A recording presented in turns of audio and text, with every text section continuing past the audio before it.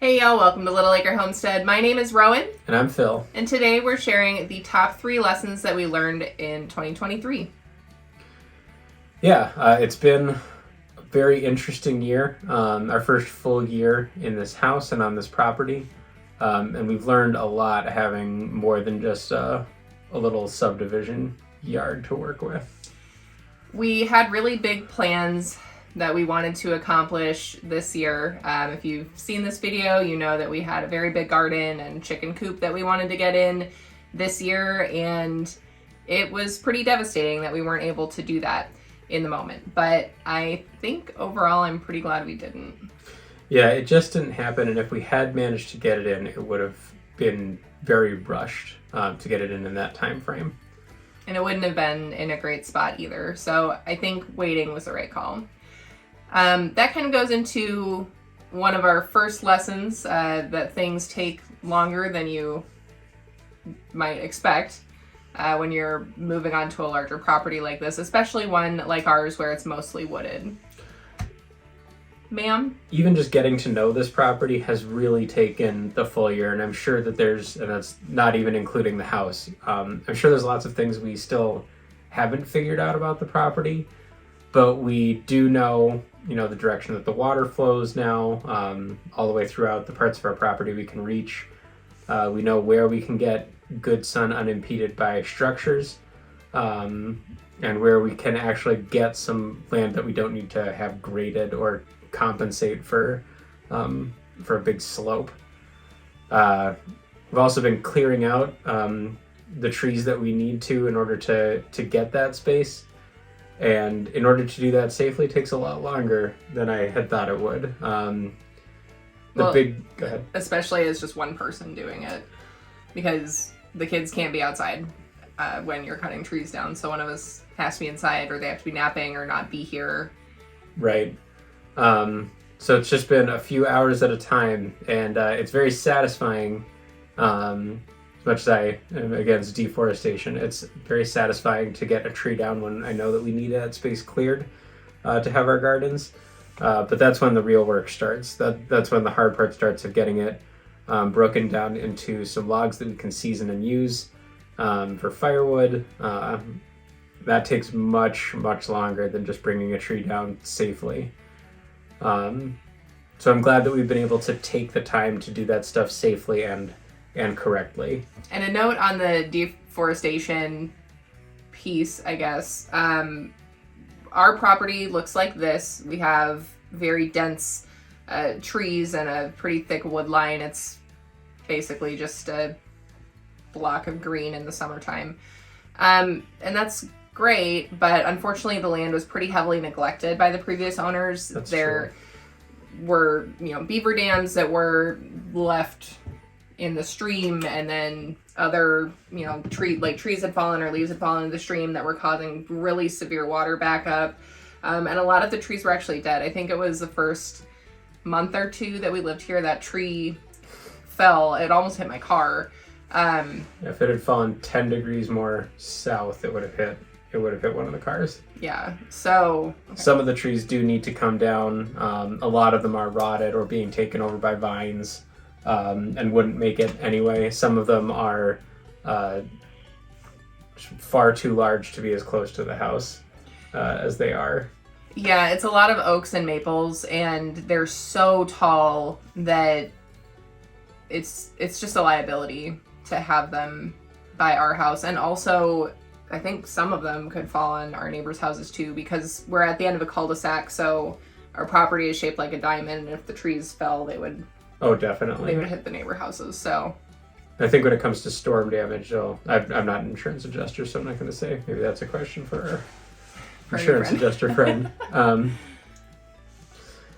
Yeah, so the trees, we are keeping the oldest ones, and we're keeping as many as we can, but we are just clearing... I'd say it's probably less than an acre, or maybe an acre, just to be able to get our garden beds in. And then we can actually take care of the land and leave some of the stuff that's a little more wet to just go as it will. Yeah, and we'll be able to chip some of the trees that we bring down to kind of build up that the floodplain, Yeah. the level of the ground, and fill in some of the spots that have been eroded away. And I think overall that's going to be a lot better for the land than it literally being neglected until it all erodes away. Well, and a lot less dangerous. There are a lot of kids in the neighborhood. There's several pets that wander about, and I don't think it's terribly safe with how many extremely thorny vines and nearly fallen trees there are back there. It was dangerous when we were first back there before your dad got the brush cutter for us, which, once again, Mike, I don't think you watch these videos, but if you do, thank you for the brush cutter. It's been a lifesaver. Incredible tool. Before we got back there with that, and I say we like I have ever turned that thing on or done anything with it, before Phil got back there with the brush cutter, it was dangerous and thorny, and we couldn't even step really past the stream. It was borderline impossible to get back there without some really thick clothing. So as much as our lesson is things take longer than you'd think, at the same time, if I think back to when we first started moving our stuff into this property and really got back there, we have come a very long way in making it a place where we can actually get some garden beds down, put down a chicken coop, and start working with the land. And there's sunlight now. You can see sunlight on the ground. Yeah. In the back, which is incredible. So there's definitely been progress made. And that goes into the next big lesson that we've learned, is that we need to accept that small steps are still progress, which I struggle with a lot. It is hard to not keep up momentum. Just getting back there for 1 or 2 hours at a time and getting one tree down, or getting a half or even a third of a tree cut into logs, and then an embarrassing amount of time to cut those logs into firewood. All of those things take time, going back over it with the brush cutter to keep out whatever those thorny vines are. Every single one of those steps doesn't feel like a lot, and it would feel nicer to be able to do it all at once and make big chunks of progress. But we really have had to embrace with how busy our schedules are, and especially with having kids who can't be around when we're using power tools, and who we need to be especially careful around when using any tools, that we need to be able to take things a little bit at a time.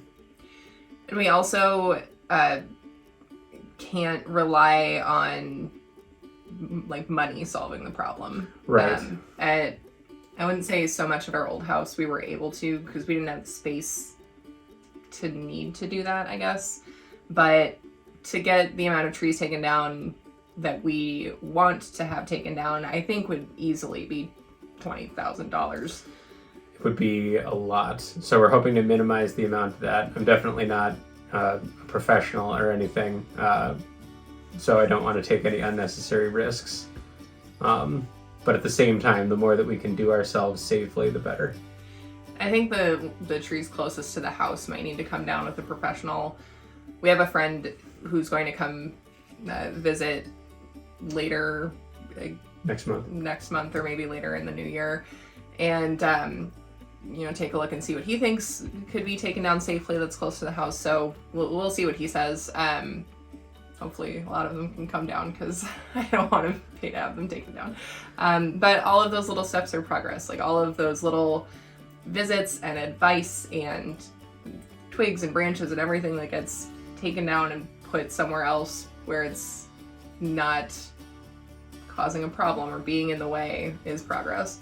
And getting gardening advice and help from people who've lived in this region before. We have a friend who's also into gardening, who is from Florida, and he lives here now also. So he's a bit more experienced with this warmer climate that we are in.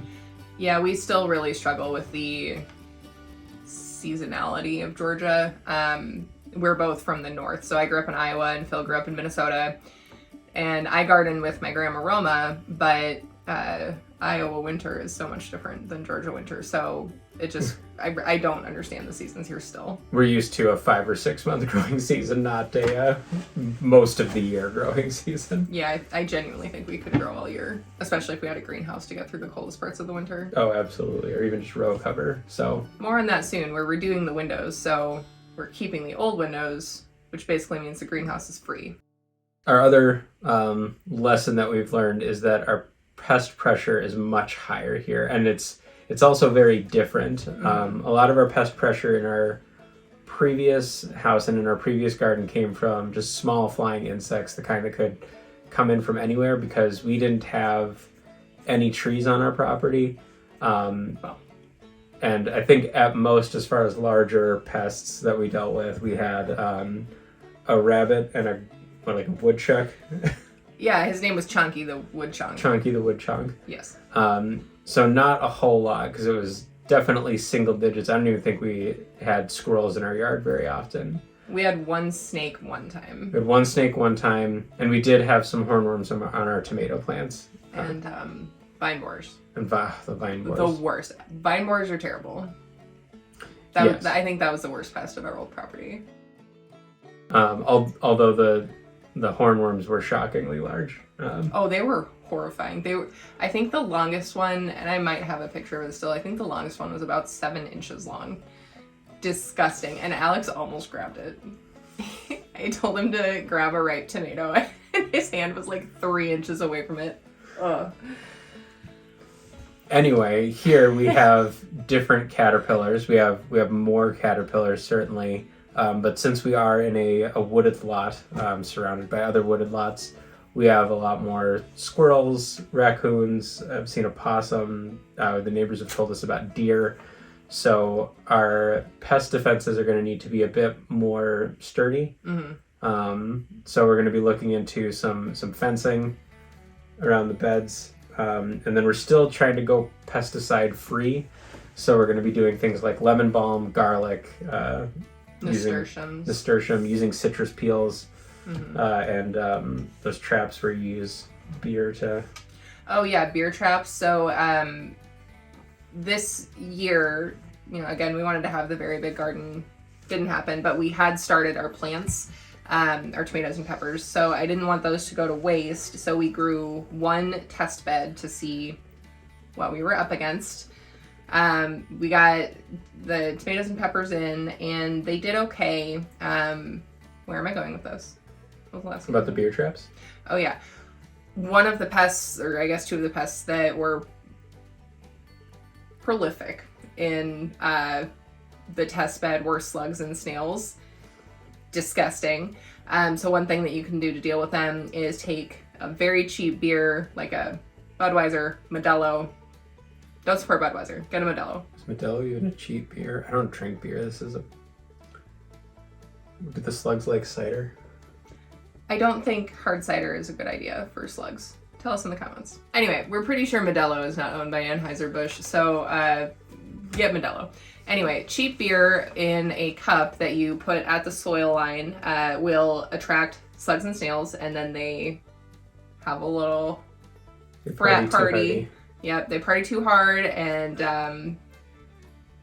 they unalive. They commit self-unalivicide in the beer. And then they're not a problem anymore. Disgusting to empty the traps, though. So gross. So I'm guessing that's a me.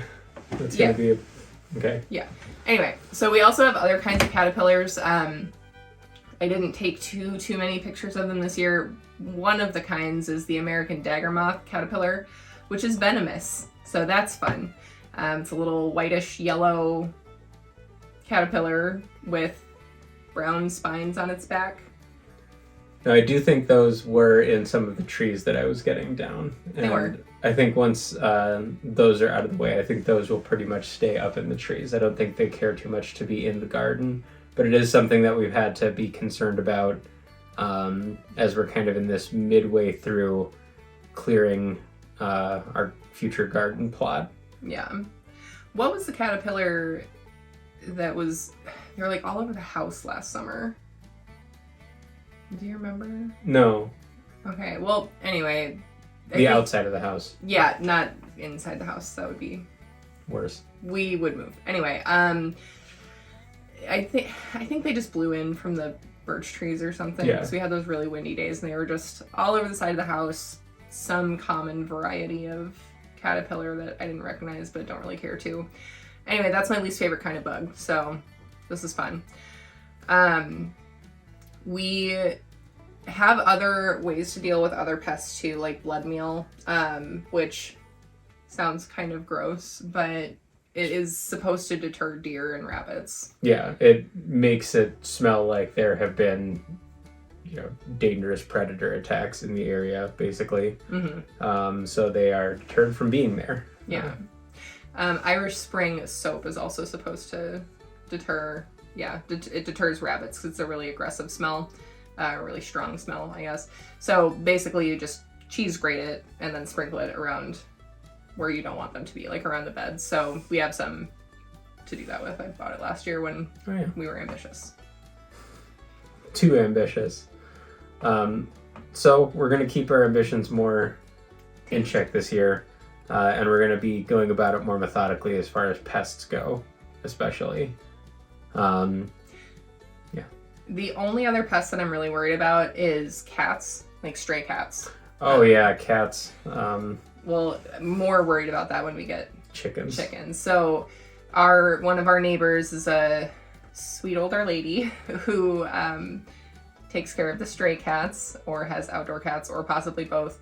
And they come onto our property sometimes, which is totally fine. Like, we don't have a problem with stray cats or... They're just passing through for the most part. Yeah, one of them was crossing the bridge the other day. Adorable. It was super cute. Yeah, it was on the bridge and it looked back at me and it was just like... It was very cute.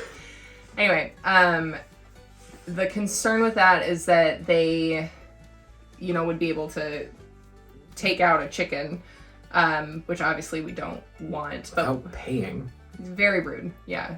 Not even taking it to dinner first. Taking it for dinner first.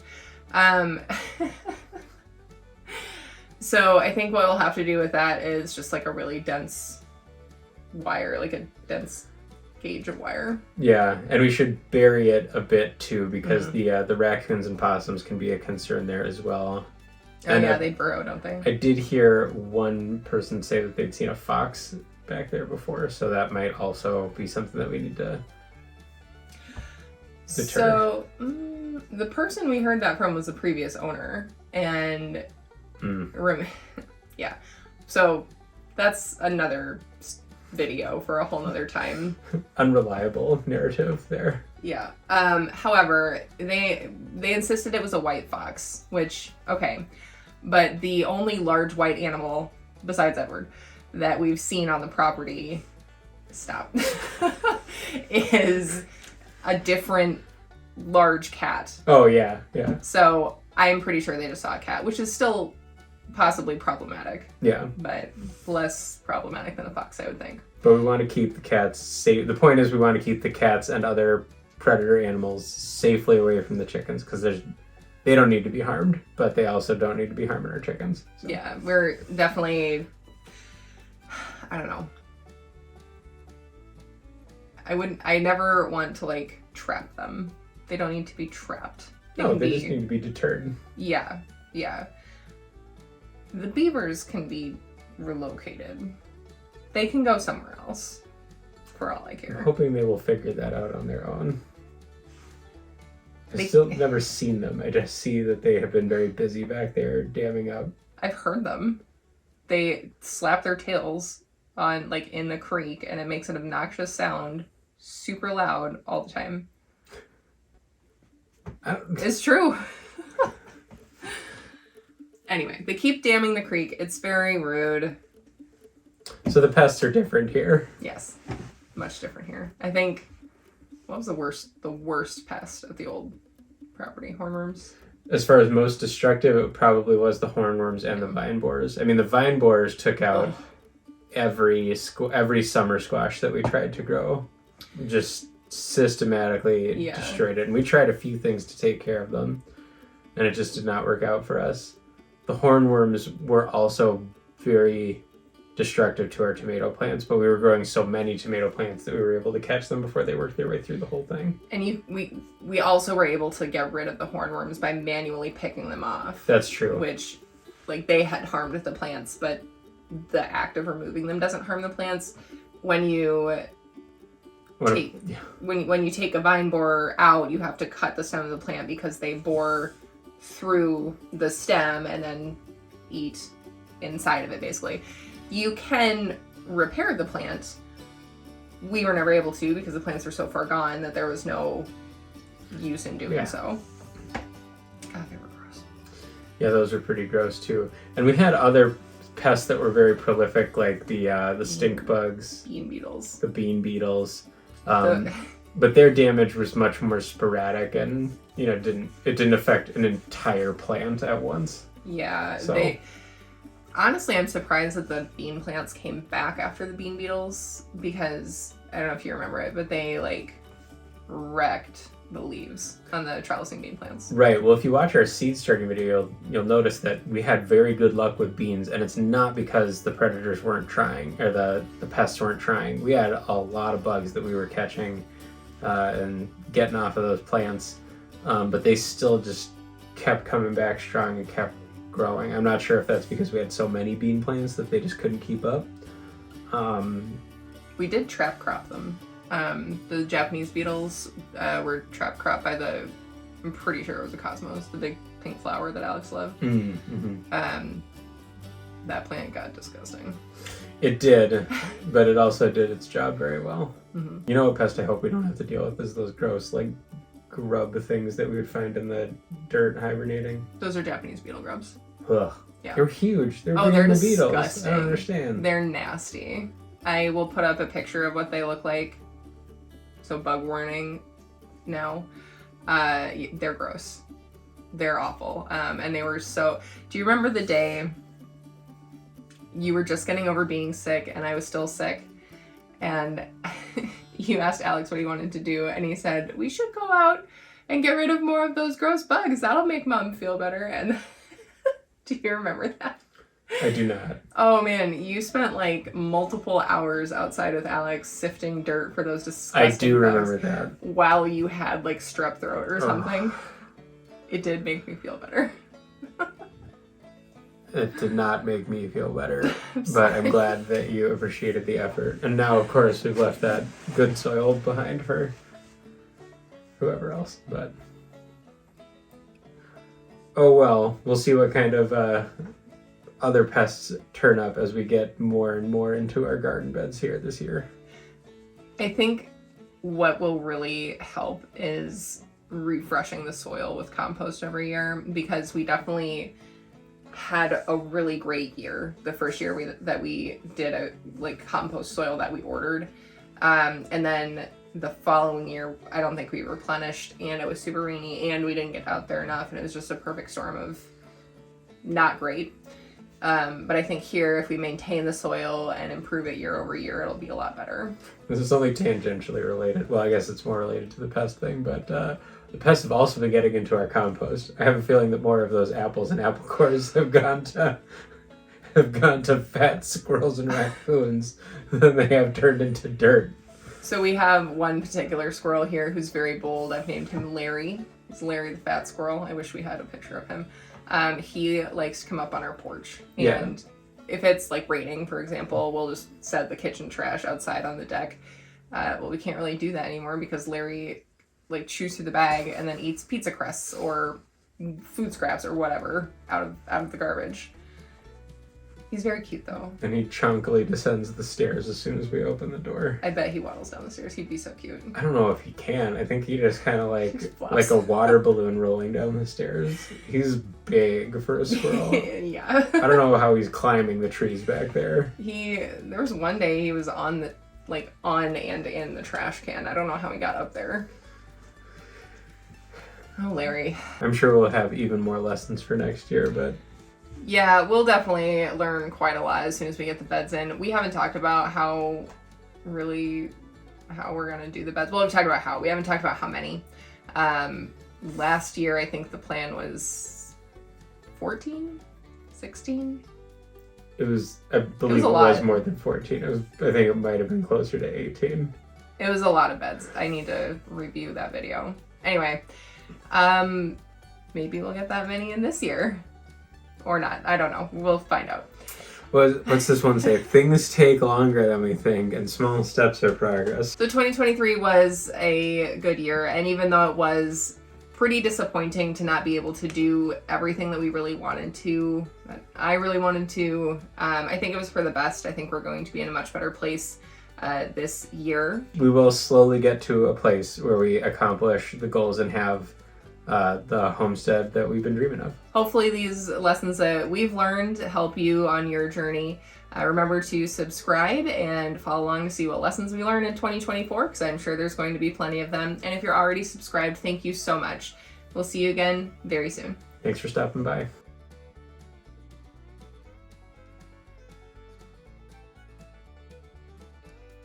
I don't envy you for having to edit that. Why? Because I'm a wild card. You're not. Well, you are a wild. Unpredictable.